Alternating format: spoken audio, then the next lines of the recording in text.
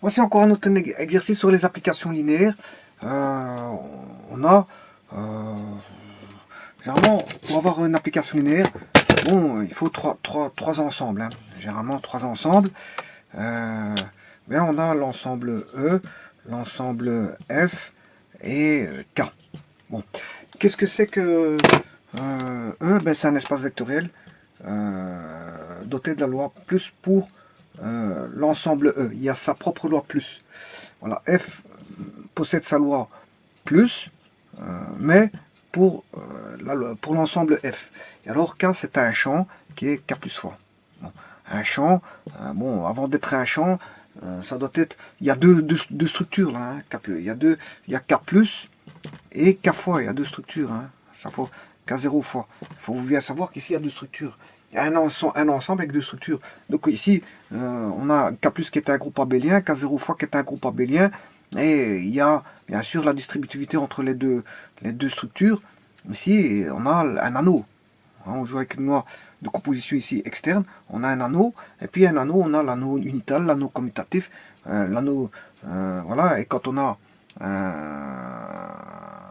un anneau unital, mais on a un corps, et quand on a un anneau commutatif, mais on a un corps commutatif et donc un champ. Et donc là, on a un champ. Alors que là, on a un groupe, et là, on a un groupe. Donc vous voyez toutes les structures qu'il y a derrière. Hein. Et bon, là, elle est munie de la plus et fois, plus de K, et là, plus de F, et là, plus de E, que je note pour les confondre, TF de plus, TE de plus. Voilà. Alors maintenant, on n'est pas obligé d'avoir tout d'abord des ensembles ici, mais on peut avoir des sous-ensembles. Donc on peut jouer avec des sous-ensembles de E, à ce moment, on joue avec des sous-espaces vectoriels.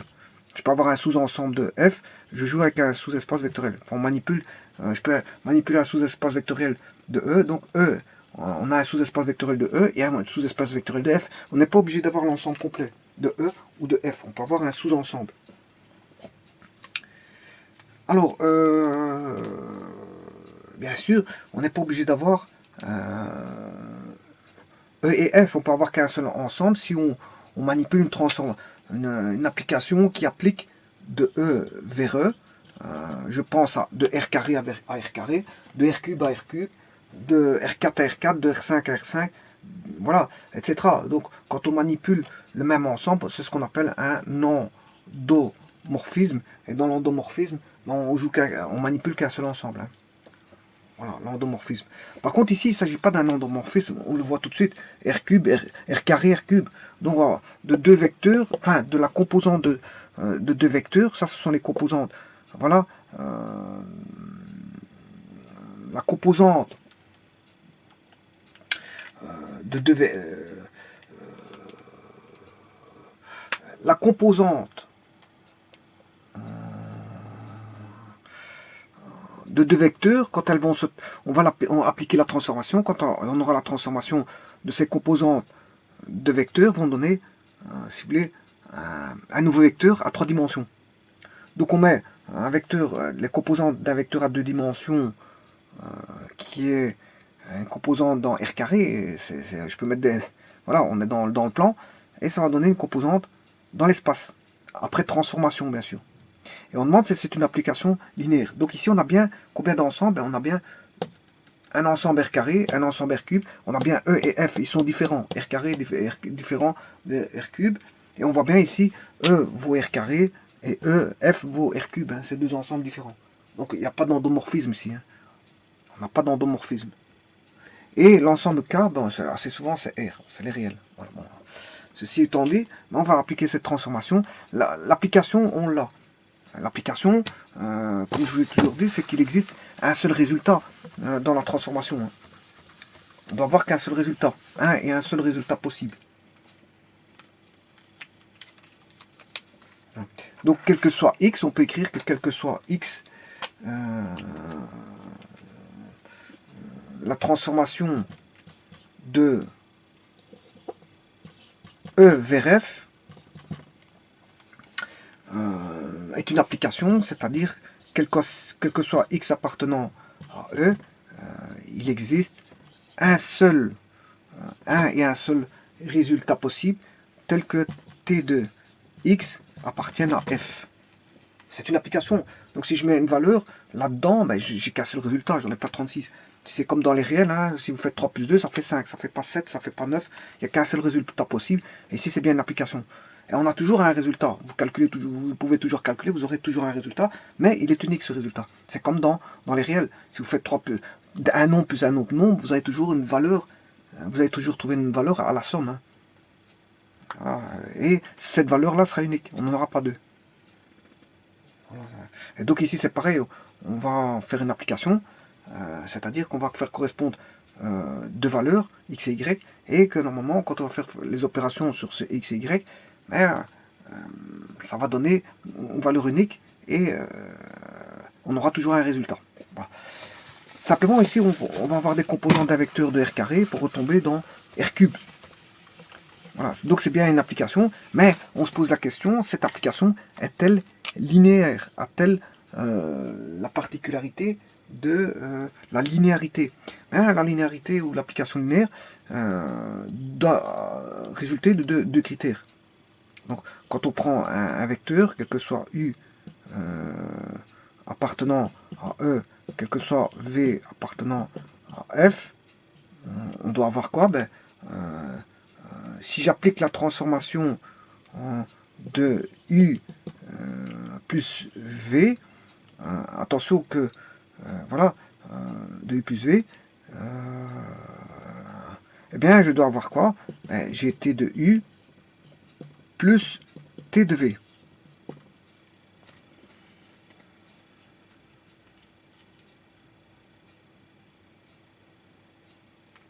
T de U plus T de V, ça c'est le premier critère. Et on a un second critère, quel que soit alpha appartenant à K, quel que soit U appartenant à E, ben on a la transformation de alpha U est égale à alpha fois la transformation de TU.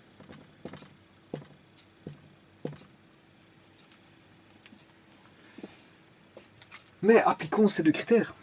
On va commencer par le premier critère ici.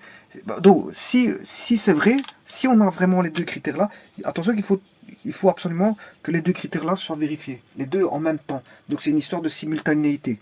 Il faut que les deux critères soient vérifiés. Si on a un des deux qui est vérifié, ben, je veux dire, on n'a pas, l'application ne sera pas linéaire.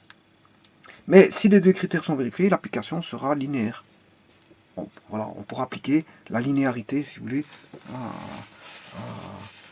à l'application. Aussi bien la linéarité de la somme que la linéarité du produit. C'est ce que ça veut dire. Hein. On a une linéarité de la somme ici. Hein. C'est comme on retrouve la linéarité dans les dérivés. La dérivée d'une somme est égale à la somme des dérivés. La dérivée, la primitive d'une somme est égale à la somme des primitives. Voilà. Et on peut avoir la linéarité du produit.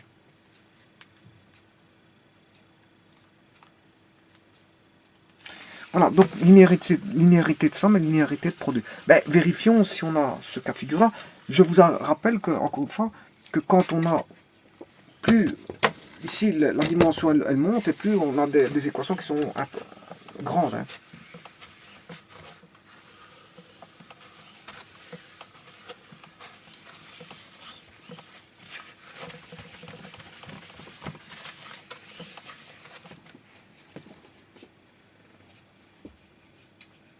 Voilà, voyons voir maintenant, si le premier critère ne fonctionne pas, c'est le cas le plus simple. On arrêtera. On n'aura pas la linéarité. Et ça c'est plus facile, hein. Quand elle n'est pas linéaire, que le premier critère ne marche pas, c'est le cas le plus facile parce qu'on n'a pas à vérifier le deuxième critère, on perd moins de temps. On perd moins de temps, ben voilà. On a gagné du temps, si vous voulez, un exercice où on n'a pas l'application linéaire vu que le premier critère ne fonctionne pas, ne marche pas, ou n'est pas vérifié, ou la condition n'est pas validée. Bon ben on va appliquer ceci. T de U plus V est égal à T de U plus T de V. Attention, ceci c'est quel que soit U appartenant à E, ça doit marcher pour tout U et pour tout V appartenant à F. Hein. Ça doit marcher pour tout vecteur. Hein. Bon, si pour un vecteur ça ne marche pas, ça veut dire que la condition n'est pas vérifiée. C'est une histoire de vérification pour toute valeur U et V. Bon, voilà, vérifions ceci. Là, on va prendre un vecteur U qui est de composante le U x1, y1. x1, point virgule, y1. Je prends un vecteur V de composante x2, point virgule, y2. Si j'en applique la somme U plus V, mais je vais avoir x1 plus x2, point virgule, y1 plus y2. Voilà, ça c'est U plus V. Et bien sûr, il faut que je le transforme. Hein. Je vais le faire après, mais je note déjà celui-ci. Donc T de U plus V, mais il faut le transformer. Par après, je le ferai après. Donc ça donne x1 plus x2, point virgule, y1 plus y2. Ici, on a toujours des éléments d'air carré. Tant que je n'ai pas fait la transformation, j'ai des éléments de R carré. Hein. C'est après transformation que j'ai des éléments de R cube. Pas tout de suite. Je suis toujours dans R carré ici. Hein. Voilà. Alors T de U, T de U c'est la transformée de x1, y1 qui est de R carré, plus la transformation de x2, y2 qui est dans R carré. Voilà, maintenant on va voir la lourdeur d'écriture parce que maintenant il faut vérifier, il faut transformer. C'est la transformation qui va. Et une fois qu'on a transformé, le T disparaît. Vous voyez qu'ici il y a un T, quand on a transformé, il disparaît. Hein. Bon, alors maintenant, ça va être une petite lourdeur, parce que faudrait que je prenne peut-être ceci. Je vais prendre ce tableau-ci. Donc, ouais, vérifions d'abord comment va cette transformation-là. Là, on prend le X, ici, on prend l'opposé, pour faire la première composante. Là, on prend la somme pour faire la seconde composante. Et là, on prend la composante en Y et on additionne 1. Bon, c'est pas compliqué. Donc là, c'est l'opposé, là, c'est la somme, et là, c'est bien sûr l'opposé du X, la somme du X et du Y. On combine les deux, et là, c'est les Y qu'on on décale de 1. Bon, ben, voyons voir. Hein. Donc, on va faire ça. Je vais transformer ici. Donc, quelle est la transformation? Bon, je vais essayer de l'écrire ici, mais il faut de la place. C'est surtout ça. Parce que, bon, c'est une question d'écriture. Hein. Donc, on prend l'opposé. Je vais transformer l'opposé de ceci. Voilà. Mais, je n'ai plus de T, parce que la transformation, je viens de la faire. Je prends au moment où je prends l'opposé, là, je dois prendre la somme. Mais la somme de ces deux-là. Donc, j'aurai x1 plus x2 plus y1 plus y2. Voilà. Et faisons le troisième, ici la troisième composante. La troisième composante, c'est l'y plus 1. Donc c'est y plus 1. Mais ici, il est constitué de la somme c'est y1 plus y2 plus 1. Voilà. Alors maintenant, celui-ci, qu'est-ce qu'il va donner? Bien sûr, il faut refermer parenthèse. Est-ce que c'est égal à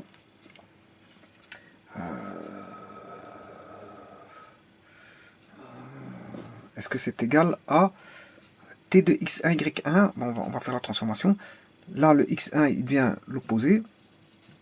Celui-ci, là, ensuite, on fait la somme. x1 plus y1. Et puis, on a le décalage de celui-ci de une unité. Voilà. Alors, celui-ci, plus, là, on a l'opposé, moins x2, point virgule, la somme de x et y, et le décalage de y2 d'une unité. Voilà. On a tout. Maintenant, il suffit de vérifier. Ça, c'est le premier critère. Hein. C'est le premier critère. Il suffit de voir l'égalité. Bien sûr, on se pose la question s'il y a égalité. Hein. Y a-t-il égalité? C'est ça la question. On se pose la question s'il y a égalité. Bon, voyons voir. Si je fais ici, on aura moins x1, moins x2. Moins x1, moins x2. Je distribue. Hein. Pour l'instant, tout va bien. Parce que ici, j'ai moins x1, moins x2. Pour l'instant, tout va bien. Il y a bien une égalité. J'ai bien l'égalité. Bon, alors, l'énoncé, je vais l'effacer. Pour gagner un peu plus de place, parce que je vais réeffacer l'énoncé. J'en ai plus besoin. Je vous dis, c'est une question de place. Hein. Et c'est parce que je suis dans R cube. Parce que si j'avais Core R4, c'est encore plus long. Voilà, on est de R carré vers R cube. Les écritures, ça va, ça peut encore aller. Imaginez-vous une écriture d'R cube, d'R4 vers R6. Ouais, vous imaginez le gros calcul que ça va faire. Hein. Bon, donc ici, ça va corps. C'est pas encore trop, je veux dire, trop important. Simplement, je vais remonter tout d'un cran. Voilà. Donc, je viens de faire moins x1, moins x2. Donc, j'ai fait celui-là. J'ai distribué. Alors maintenant, je vais faire ici le deuxième. Je vais faire x1 plus y1. Voilà. Plus x2 plus y2.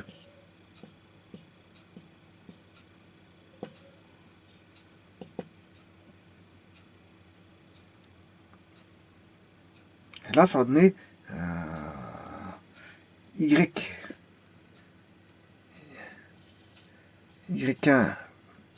plus y2 plus 1. Celui-ci, je vais le laisser comme ça. Je sais pas si on voit, voilà. Je vais le laisser comme ça, tel quel. Voilà, je vais le laisser comme ça. Après, je verrai bien si c'est pas lui qui pose le problème. Mais pour l'instant, tout va bien. Enfin, je n'ai encore vérifié rien du tout. Si ce n'est que le premier, comment on appelle ça là, ça, c'est ce que je viens de faire, c'est le membre de gauche. Je viens de réécrire le membre de gauche ici. J'en ai plus besoin, puisque j'ai réécrit tout ici. Alors maintenant, il faut vérifier l'égalité. L'égalité par rapport à quoi?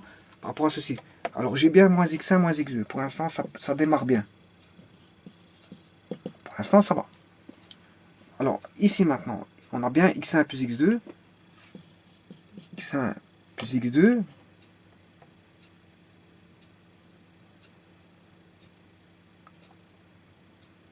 Et plus y1 plus y2. Donc ça qui fera x1 plus x2 plus y1 plus y2.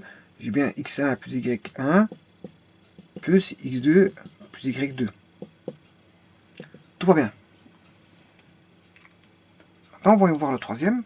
Eh bien non, il n'y a pas d'application linéaire. On peut s'arrêter ici. Pourquoi? Parce que regardez bien, on a y1 plus y1 plus y2 plus 1 plus 1. Et 1 plus 1, ben, ça fait 2. Donc on n'a pas l'application linéaire. Donc ici on a plus 2. Donc il n'y a pas l'égalité totale. Il y a bien égalité. Il y a l'égalité pour celui-là. Il y a égalité pour celui-là. Mais celui-ci est presque égal. Mais ils sont différents, décalés d'une unité. Celui-là est décalé d'une unité par rapport à celui-là. Donc on peut s'arrêter ici pour vérifier le critère numéro 2. Il n'y a pas besoin de le vérifier. Pourquoi? Parce que le critère numéro 1 n'est pas valide. S'il n'est pas valide, il n'est pas valide, donc s'il n'est pas valide, il n'y a pas besoin de vérifier le critère numéro 2. Et de ce fait, on n'a pas, l'application n'est pas une application linéaire. On n'a pas la linéarité.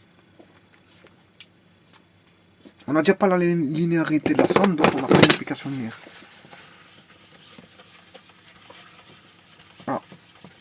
Je vous remercie.